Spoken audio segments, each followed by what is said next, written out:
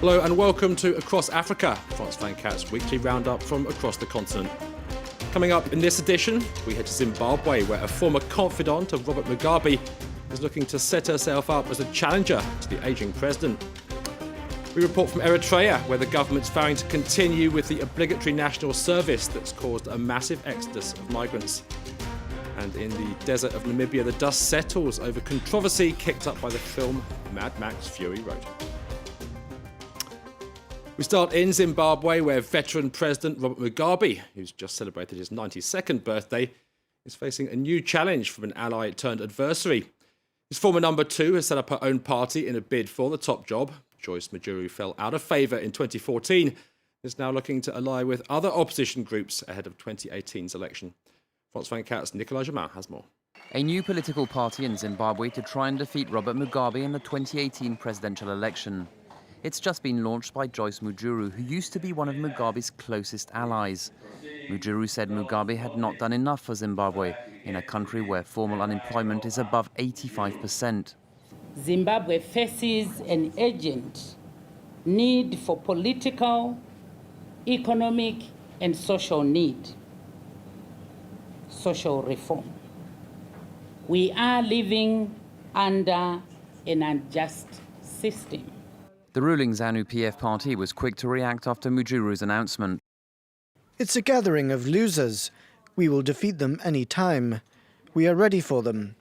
What is it that they want to tell us that they couldn't do for 34 years when they were with us in the ZANU-PF party?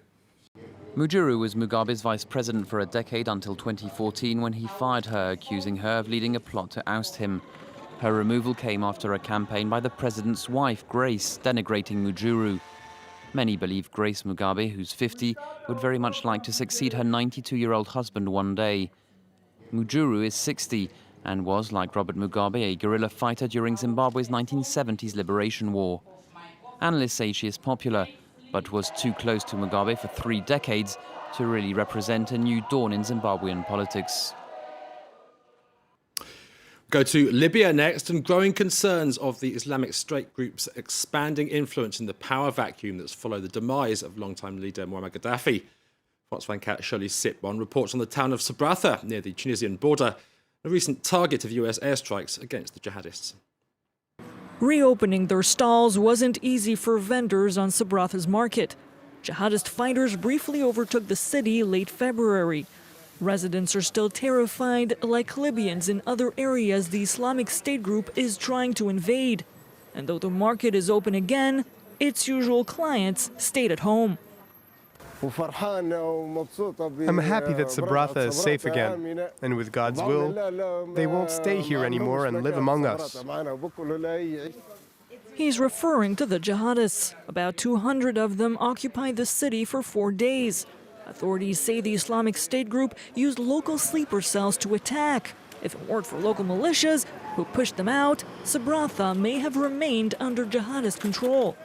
With the will of God, the remaining members hiding in some places won't pose a threat. And people should report if they discover fighters who are hiding. The Sabratha area is just one of several regions the Islamic State group is trying to invade. It's already occupying Sirte, hometown of former leader Muammar Gaddafi. The jihadists are taking advantage of the chaos that reigns in Libya since Gaddafi was overthrown. The country has 2 rival governments. Residents say politicians are responsible for the chaos. If the jihadists gain ground, it's their fault too. Europe and the US are also concerned. If the Islamic State group becomes stronger, it may be easier for its fighters to launch attacks on European soil. To Eritrea next, a nation second only to Syria when it comes to producing migrants. The exodus can in part be blamed on obligatory national service, which can last for over 10 years. France Van Cat's Laurent Berstachet reports. In Asmara, the streets are getting emptier by the day. Around 5,000 Eritreans flee their country each month, running from a national service that never seems to end. Supposed to last a year and a half, it's regularly prolonged by the authorities and can in practice last over a decade. An emergency measure that's become commonplace, even if Eritrea has been at peace for 17 years. Our land continues to be occupied. there is continued threat from Ethiopia. So we have no alternative but to prolong the national service. Tel Aviv is one of the main destinations for those thousands of Eritreans who flee their country. Tsige came here 9 years ago, and she's never been back. Me, I was been in the army for 3 years. I didn't see that they were going to release me. I supposed to be finished my military service in 1 year and 6 months. And also the treatment in the military army, it was very bad. Just we are working for the commanders. I was being like cooking and washing clothes for the commanders. A situation that some human rights groups say qualifies as forced labor. And while the Eritrean government refuses to limit the length of the national service, it hopes a recent decision to raise wages will help curb departures. Migration, I wouldn't say it's going to be totally stopped because of the measures that we have taken, but I'm sure this is going to have a significant impact in the numbers of people who would migrate from the country. Other measures include large investments in the mining, tourism and fishing sectors, but many Eritrean migrants say they won't return home until the issue of the national service is settled. Elsewhere, Nigeria has been forced to cut oil production by 25% after a Shell pipeline was damaged in the country's south. An unknown militant group called the Niger Delta Avengers say they blew it up. Shell, which has a long history of environmental damage in the country, says the clean-up operation is not its responsibility. Our correspondent has gained exclusive access to affected communities. Communities on the Forcados River live from fishing, but fishermen have noticed a dramatic drop in their catches in recent days. Ghanaman Azumo says there is a large amount of oil in the river and nearby coastline. What I noticed in the water, we have been going to see. After some time, we discovered there is a crude oil moving around the coast. So from there, you can see when we go, there is no catch. Now we decide to stop going to sea. The economic impact of this ecological disaster is being felt by most people in this community. Mothers say they struggle to feed their children because fish yields have fallen. It's the oil, Shell oil, causing this problem here now. We are in the hungry now. Look at our children now. They don't have money to pay school fees now because there is no fish to buy, to sell. Look at the nets. You see the nets?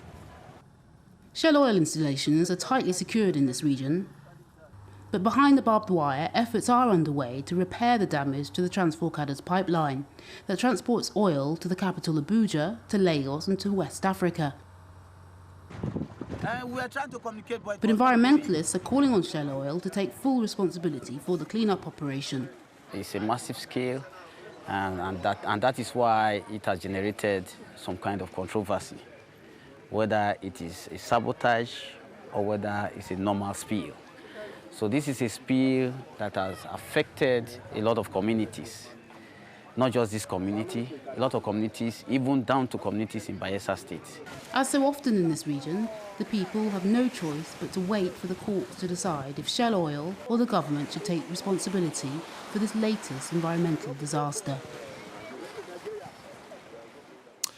Next to Niger, a country which ranks bottom of the United Nations Human Development Index.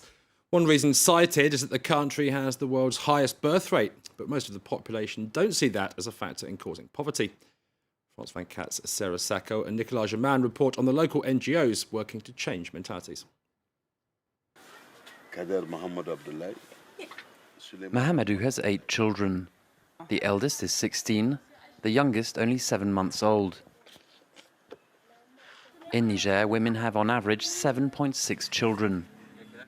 We must have many children to spread Islam, but also so they can look after us when we're old. But large families don't seem to worry the next generation too much. My father has 8 children. I only want 4 or 5. Child brides, a shortage of contraceptives and a lack of education all explain Niger's high birth rate. But when you talk to people here, very few of them actually believe that the high birth rate is a problem. There are some local NGOs like Anima Sutura who are trying to change mentalities and improve the situation on the ground. It's a huge challenge to bring contraceptives into Niger. The country is immense. The health service is weak.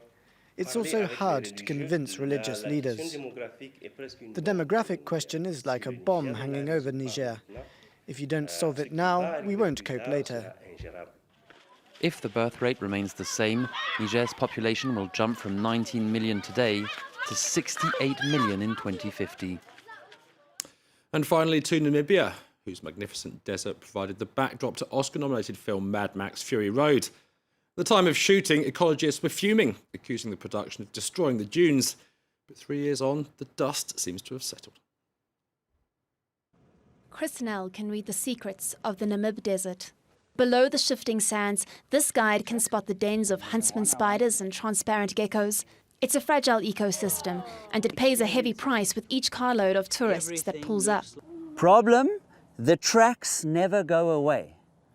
They stay forever because 30% of Namib is dune, 70% is not dune. Dis grijsvlakte, kiezel, gravel plains. It's stones. Stones that, unlike the drifting grains of sand, cannot be reshaped by the wind after being crunched into place by a heavy vehicle. When Hollywood blockbuster Mad Max Fury Road was filmed here in the Dorob National Park in 2012, ecologists were outraged, accusing the production of destroying some dunes. Nell is more pragmatic.